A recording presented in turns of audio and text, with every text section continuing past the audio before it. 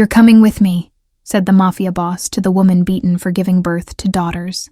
The sound of glass shattering against the wall was all too familiar to Arya as she clutched her newborn daughter to her chest. Her husband's shadow loomed over her, his disappointment at having a second daughter transforming into rage with each passing second. "Worthless," he spat, yanking her by the hair until she cried out. "2 chances to give me a son and you fail both times." His knuckles were already bruised from putting his fist through the nursery wall. The baby's cries only intensified his fury as he grabbed Arya's throat, pinning her against the peeling wallpaper.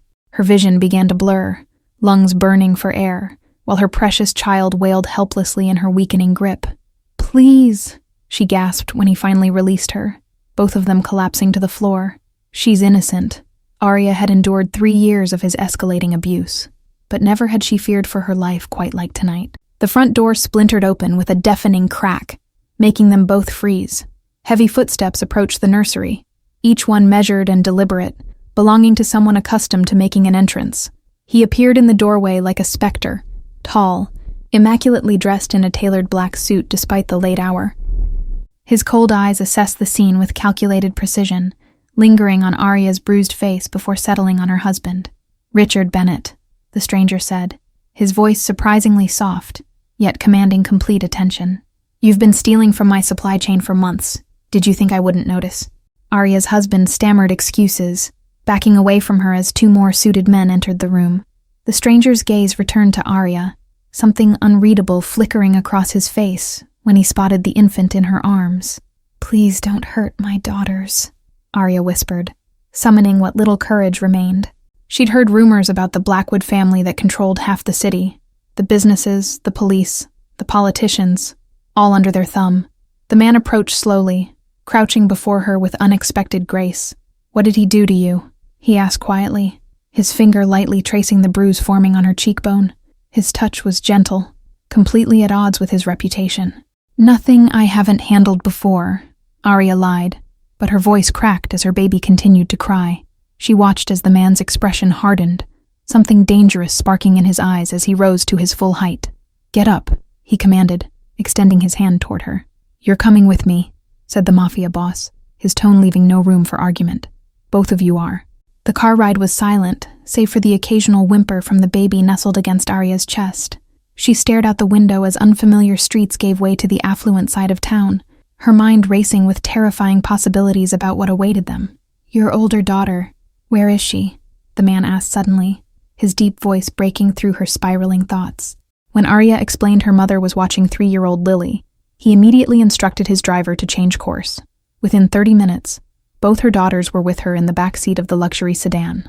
The mafia boss, who had curtly introduced himself as Julian, hadn't spoken another word, his attention fixed on his phone as they drove through iron gates. The estate was massive, sprawling across manicured grounds that seemed to stretch endlessly into the darkness. Arya clutched both children closer as they were escorted through marble hallways to a suite larger than her entire apartment. "You'll stay here until I figure out what to do with you," Julian stated flatly, watching as Arya surveyed the lavish surroundings with suspicion. "My personal physician will examine you and the children in the morning." Arya found her voice despite her fear. "Are we prisoners or guests?" she asked, lifting her chin despite the pain it caused. The corner of Julian's mouth twitched, almost imperceptibly, before his stoic expression returned. "That depends on how you behave," he replied, but there was no threat in his tone. "No one will harm you here. My men will bring whatever you need for the children." He turned to leave but paused at the threshold. The silence stretched between them until he finally spoke again. "I recognize the look in your eyes," Julian said quietly. "I grew up watching my mother wear that same expression every day until she finally disappeared." Before Arya could respond, he was gone, leaving her alone with her daughters and 1,000 questions. She checked every window and door, finding them unlocked, but knowing escape was impossible with 2 small children and nowhere safe to go. The next morning, a kind-eyed doctor tended to her injuries with gentle hands, asking no questions about their cause. When Julian appeared in the doorway, his intense gaze following the doctor's movements, Arya noticed something unexpected: concern. "The bruising will heal, but she has 2 cracked ribs that need time," the doctor reported as if Arya wasn't present. "And she's severely malnourished, both she and the infant." Julian's jaw tightened visibly at this information. "Make a list of everything they need," he instructed before addressing Arya directly. Your husband won't find you here. Whatever you think of me, believe that much. For the first time in years, Arya allowed herself a fragile sliver of hope. Days melted into weeks as Arya gradually regained her strength. She observed Julian from afar, noting how his cold facade seemed to crack whenever her daughters were present, especially little Lily, who followed him like a shadow. Why did you really bring us here? Arya finally asked one evening when she found him alone in his study. The room smelled of expensive whiskey and old books, creating an atmosphere that was both intimidating and strangely comforting. Julian's fingers paused over the documents he'd been reviewing, his expression guarded yet somehow vulnerable. Your husband's debts were just an excuse, he admitted after a long pause. I couldn't leave you there to die. Arya noticed the photograph on his desk, a beautiful woman with kind eyes who bore a striking resemblance to Julian. When she reached for it curiously, he didn't stop her, though his shoulders tensed visibly. My mother, he explained quietly. She endured my father's cruelty for 15 years before she took her own life. His voice remained steady, but his knuckles whitened around the crystal tumbler in his hand. That night, Arya woke to screams echoing through the hallway. She found Julian thrashing in his sleep, trapped in some personal hell that made him call out for mercy, his usual composure shattered by unconsciousness. Without thinking, she touched his shoulder gently. His reaction was immediate, grabbing her wrist with crushing force before recognition dawned in his eyes. The vulnerability in his expression was gone in an instant, replaced by shame. You should go, he said roughly, releasing her as if burned. But Arya remained, perching cautiously on the edge of his bed. We all have nightmares, she offered simply. Some of us just suffer them while we're awake. Something unspoken passed between them as dawn broke through the curtains. Julian shared fragments of his childhood, the beatings, the constant fear, watching his mother fade away until she became a ghost long before her death. In turn, Arya revealed how she'd met Richard in college, how charming he'd been until their wedding night, when the mask slipped for the first time, how each disappointment, job loss, money troubles, a daughter instead of a son, had escalated the violence. I became a monster to survive monsters, Julian confessed, his voice barely audible. But seeing you that night, protecting your child despite everything, it reminded me there are things worth saving. The next morning, neither mentioned their conversation, but something fundamental had shifted between them. When Julian's fingers accidentally brushed hers at breakfast, neither pulled away immediately, the brief contact saying more than words could. Autumn painted the estate grounds in fiery hues as Arya ventured outside more frequently, her body healing faster than her spirit. Dr. Reynolds visited weekly, becoming an unexpected confidant who brought news from the outside world. Your husband is telling everyone you kidnapped the children and ran off with a lover, she informed Arya during one checkup. The police aren't looking very hard, though. Julian's influence runs deep in this town. The doctor hesitated before continuing, her voice dropping to a whisper. I've known Julian since he was a boy. I treated his injuries when his father was alive.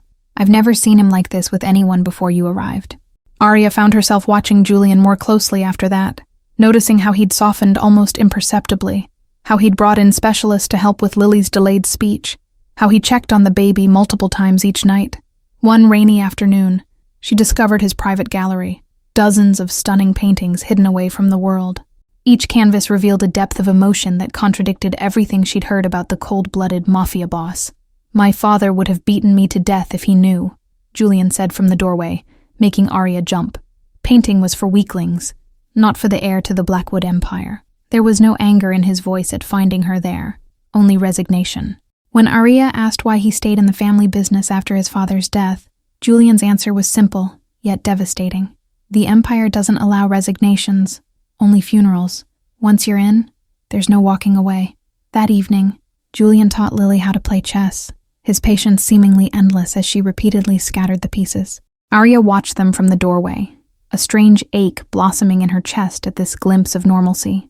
You could have a different life, she suggested later, after Lily had fallen asleep between them on the sofa. All this power you've accumulated, surely you could use it to break free instead of just surviving. Julian's laugh held no humor. I've built my entire identity on being feared. Without that, I'm nothing. His fingers hovered over a bruise on her wrist that had nearly faded, a final reminder of her former life. You're wrong, Arya said with quiet conviction.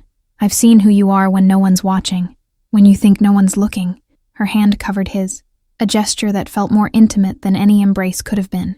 The kiss that followed was hesitant, questioning, two damaged people offering comfort that quickly transformed into something neither had expected to find.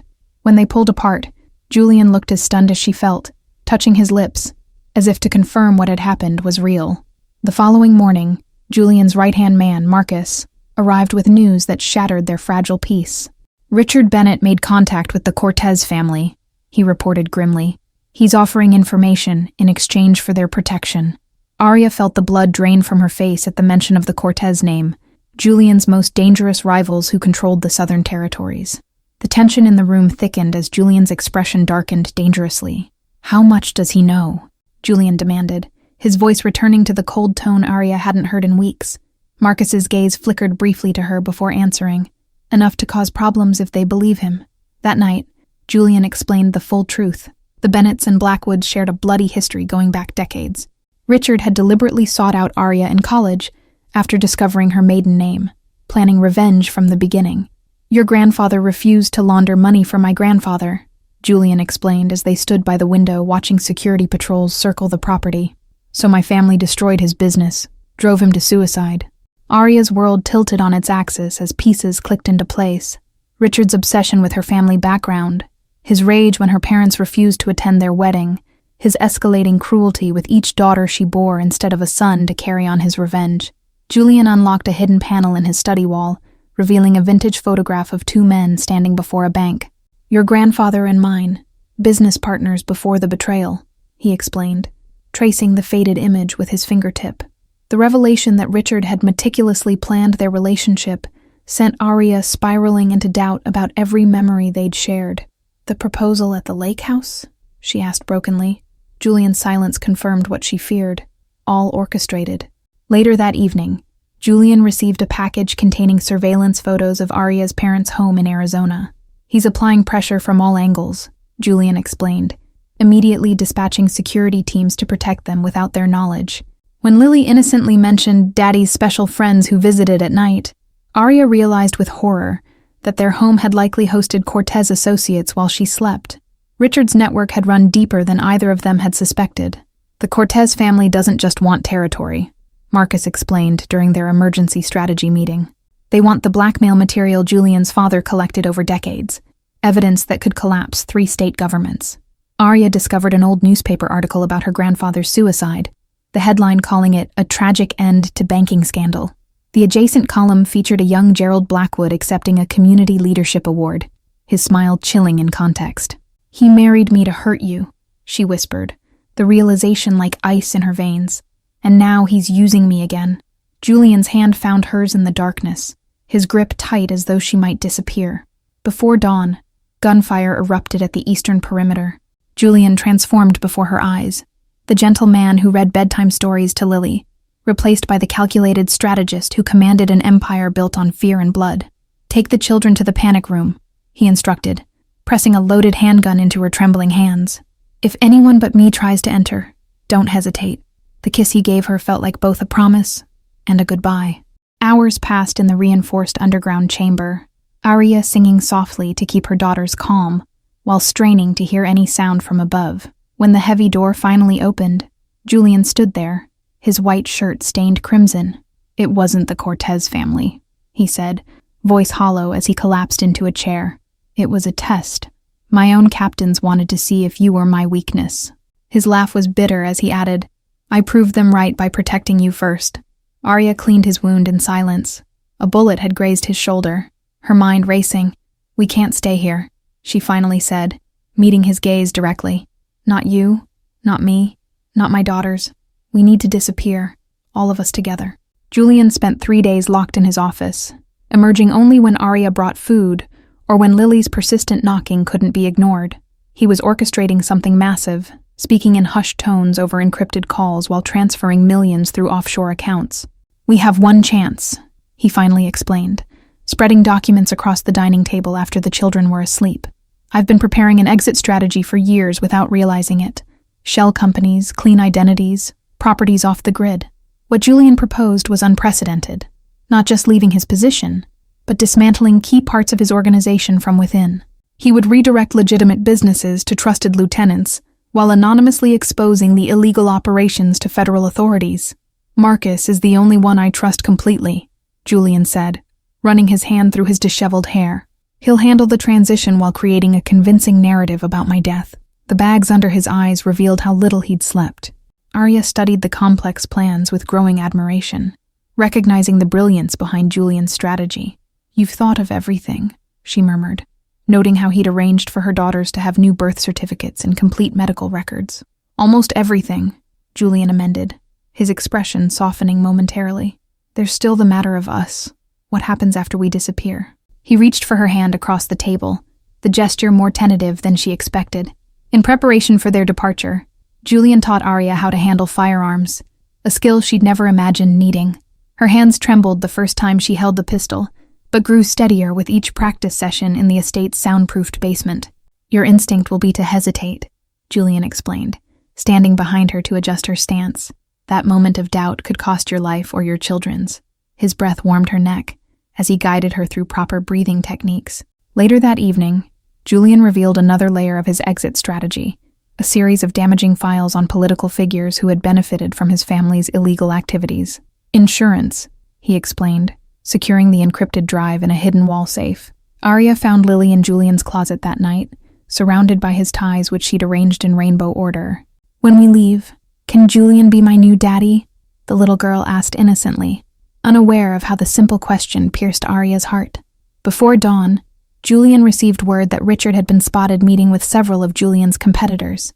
He's offering them territory information in exchange for help finding you, Julian explained, his expression hardening with each new detail. They spent that afternoon destroying evidence of their planned escape, burning documents, wiping hard drives, and removing any trace of their destination from the estate. Leave nothing to chance, Julian instructed as he methodically erased their digital footprint. The question hung between them, heavy with possibilities neither dared voice aloud. Instead of answering, Arya squeezed his hand and simply said, "We'll figure it out together," which seemed enough for now. 2 nights later, Dr. Reynolds arrived with disturbing news. Richard had been asking questions about Julian's household, specifically about any women and children staying there. His alliance with the Cortez family was no longer just a rumor. Julian immediately accelerated their timeline, instructing Marcus to begin the first phase that night, rather than waiting for the weekend. "Tell everyone I'm traveling to Chicago for negotiations," he directed. "That gives us a 48-hour head start." While packing essentials for her daughters, Arya discovered a small box containing photographs of Julian's mother, alongside several of her own family, from before she'd married Richard. He'd somehow retrieved her most precious possessions from her abandoned apartment. The unexpected thoughtfulness of this gesture brought tears to her eyes, and when Julian found her clutching the photos, he simply wrapped his arms around her from behind. "Some anchors are worth carrying," he whispered against her hair. Their plans unraveled the next morning when Julian received a frantic call from Marcus. Someone had accessed the secure server containing their exit strategy. There was a traitor in Julian's inner circle who'd discovered their plans. "We leave now," Julian ordered, his voice eerily calm despite the betrayal. Within 15 minutes, they were in an unmarked SUV with tinted windows, Arya in the back with her daughters while Julian drove, his eyes constantly checking the mirrors. Instead of taking the highway as planned, he navigated a complex route through back roads and industrial areas. "They'll be watching all main exits from the city," he explained grimly, his knuckles white on the steering wheel. The burner phone Julian carried buzzed with a text from Marcus. Richard had been spotted at Julian's downtown office with 2 Cortez enforcers, demanding to see the boss. They were running out of time faster than anticipated. At a deserted truck stop near the state line, they switched vehicles, abandoning the luxury SUV for a weathered pickup truck with farm equipment in the bed. "Less conspicuous," Julian explained, helping Arya secure the baby's car seat. Rain pounded the windshield as they crossed into the neighboring state, the rhythmic swish of wipers barely audible over Lily's quiet singing in the back seat. For a moment, they almost resembled a normal family on a long road trip. Julian broke the silence as they approached a small mountain town. "There's a cabin about 20 miles from here, off the grid. We can regroup there while Marcus implements our contingency plan." His expression remained vigilant, eyes constantly scanning for threats. A bridge closure forced them to detour through an unfamiliar town, where a police cruiser pulled behind them at a stoplight. Arya's heart hammered against her ribs as Julian casually adjusted his cap lower, maintaining the perfect speed limit when the light changed. "Daddy used to hurt Mommy when the police came," Lily suddenly whispered from the back seat, her small voice carrying a weight no child should bear. Julian's eyes met Arya's in the rearview mirror, silent understanding passing between them. They stopped only once more before reaching the mountains, at a rural convenience store where Julian purchased supplies, while Arya remained hidden with the children. He returned with disposable phones, cash, and a stuffed rabbit that made Lily squeal with delight.